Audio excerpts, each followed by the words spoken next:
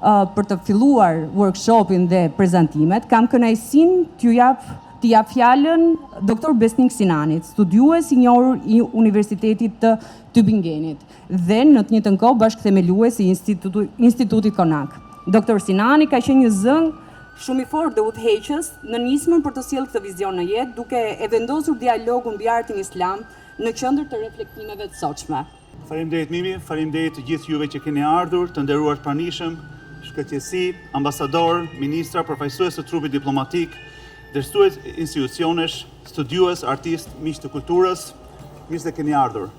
Në ekspozitën e parë të Institutit Konak një vit më parë, me objekte të artit, kulturës devocionale, artefakteve, manuskripteve të traditës islame, ashtu si dhe në 2 ekspozitat pasuese dhe programet të tjera që kemi organizuar në këtë një vit të aktivitetit tonë, ne patëm për qëllim që të komunikojmë me publikun duke ftuar vëmendjen tek një pjesë të rëndësishme, por shpesh të neglizhuar të traditës tonë të përbashkët, atë islame. Ky event është ndryshe. Ne kemi ardhur për të dëgjuar, për të mbajtur shënime dhe për të reflektuar.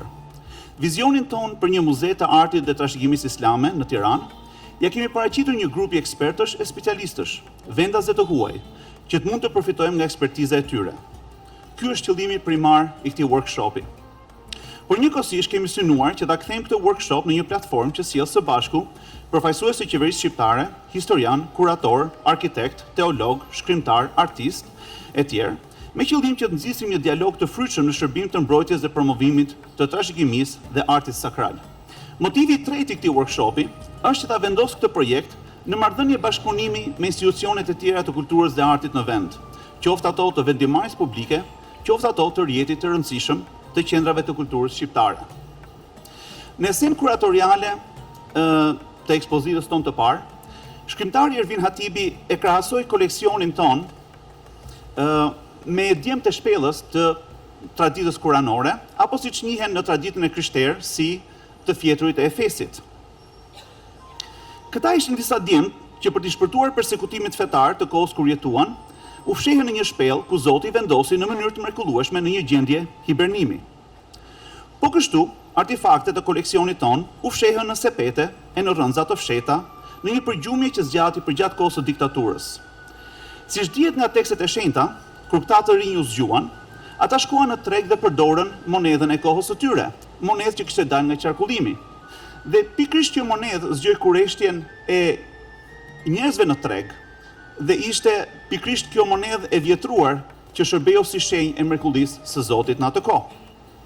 Edhe këto objekte sot shfaqen me shkronja kaligrafie, me kumte sakrale, me motive, të cilat ndoshta janë të vështira për të deshifruar nga vizituesi bashkëkohor i tregut të artit shqiptar.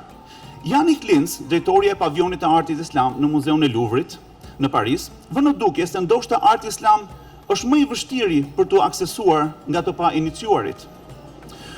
Por ajo që kuratorët dhe historianët e artistët kanë për detyrë dhe për qëllim, është që të ftojnë publikun të shohë përtej të mistershmes dhe egzotikës, për tek ajo që është e përbashkët në përpjekjen për të realizuar të bukurën dhe sakralen në jetën tonë.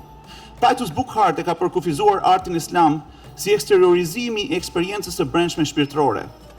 Vizioni i Institutit Konak është të tregojë se një eksperiencë e tillë është artikuluar, se si kjo eksperiencë është artikuluar, formësuar e jetësuar në eksperiencën shqiptare. Ky workshop është një ftesë për komunikim dhe bashkëpunim të ndërsjellët për ta vendosur këtë vizion në kontekstin e vet evropian, mesatar dhe shqiptar. Është në nderin dhe privilegj për Institutin Konak